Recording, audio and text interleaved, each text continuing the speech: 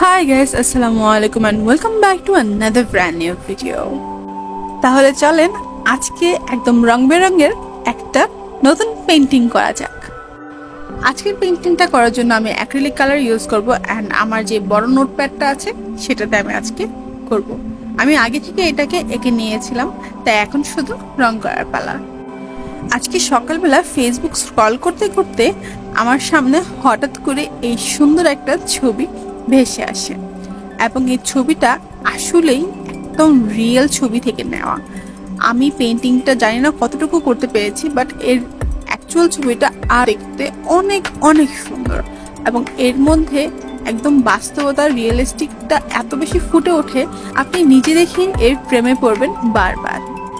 এর আগে কখনো আমি এরকম ডার্ক থিম বা একদম ভাইব্রেন্ট থিমের কোনো করিনি, তাই এই প্রথমবার আমি আরো নতুন ধরনের ভাইব্রেন্ট পেইন্টিং করাটা শিখছি এবং প্রতিবারই নতুন নতুন কাজের মাধ্যমে আমার নতুন নতুন কিছু টিপস অ্যান্ড ট্রিক্স এবং কিছু নতুন টেকনিক শেখা হয়ে যাচ্ছে। সো আপনারাও ফলো করতে থাকুন ভালো করে। আর হ্যাঁ, আমাদের ভিডিওগুলো যদি আপনাদের কাছে ভালো লেগে থাকে তাহলে অবশ্যই লাইক করে জানাবেন, আর তাছাড়া খুব বেশি শেয়ার করতে কিন্তু একদমই ভুলবেন না। অ্যান্ড আরেকটা কথা, আপনারা যদি এই পেইন্টিংটা আপনাদের ঘরে সাজাতে চান তাহলে অবশ্যই কমেন্টে অথবা ইনবক্সে জানাতে পারেন। আমরা যে কোনোভাবে আপনাকে এই পেইন্টিংটা কাস্টমাইজ করে ক্যানভাসে করে দিতে পারবো। এই পর্যায়ে আমি হালকা আলো ছায়ার কাজটা করে নিচ্ছি যেন পিছন থেকে এটা দেখতে একটু সুন্দর মনে হয় এবং মেঘগুলো রিয়েলিস্টিক মনে হয়। জানেন, এই পেইন্টিংটার মধ্যে সবুজের এত শেডের কালার এবং এত ভাইব্রেন্ট কালারগুলো ইউজ হয়েছে যে আপনার দেখে একদম মনটা জুড়িয়ে যাবে, যেন আপনি সবুজের কোনো খেতে বা কোনো সমারোহে হারিয়ে গিয়েছেন। নোটিস করলে দেখতে পারবেন যে আমি প্রতিটা কালার অ্যাপ্লাই করার পরে ব্রাশ দিয়ে কিছুটা ব্লেন্ড করে দিচ্ছি যেন এটার স্ট্রোকসগুলো একটু স্মুথ দেখায় এবং একটা সুন্দর অ্যাপ্লিকেশন এখানে দেখা যায়।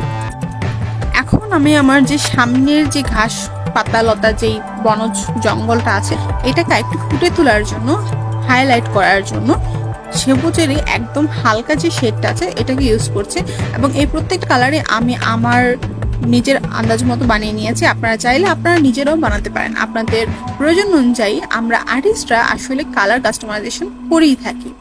এখন এখানে আমি কিছু শেড ইউজ করেছি যেন আমার জিনিসটা দেখতে একটু সুন্দর লাগে, অ্যান্ড আমি এখানে রাউন্ড শেপের ব্রাশ ইউজ করেছি যেটা আপনাকে আরো সুন্দর অ্যাপ্লিকেশন দেখাবে।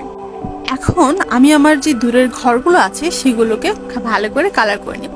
আপনারা নোটিস করলে একটা জিনিস দেখতে পাবেন যে আমি আগে পিছনের কাজগুলো করে নিচ্ছি, যেগুলো আমার ব্যাকগ্রাউন্ডে আছে সেই কাজগুলো আগে করে নিচ্ছি এবং আমার সামনে যে কাজগুলো আছে সেগুলো পরে করে নিচ্ছি। এতে করে হয় কি, আমার যদি কোনো ভুল হয়ে থাকে তাহলে সেটা আমার পরবর্তী লেয়ারের মাধ্যমে এটা ঢেকে যাবে।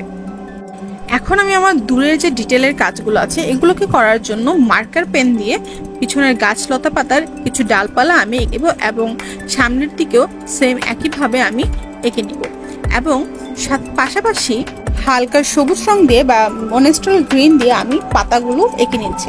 পাশাপাশি আমার কিছু ডার্ক পাতার দরকার ছিল, সেগুলো আমি করে নিচ্ছি যেন এখানে একটু ডার্ক থিমের এবং ঘন জঙ্গল মনে হয়। ভিডিওটি শেষ পর্যন্ত দেখার জন্য অনেক ধন্যবাদ। ঠিক এভাবে আমাদেরকে সাপোর্ট করে যাবেন এবং আমাদের ভিডিওগুলো যদি ভালো লেগে থাকে তাহলে অবশ্যই লাইক এবং কমেন্ট করবেন। তাহলে আপনাদের সাথে কথা হচ্ছে আবারও পরবর্তী ভিডিওতে। ভালো থাকবেন সবাই। আসসালামু আলাইকুম।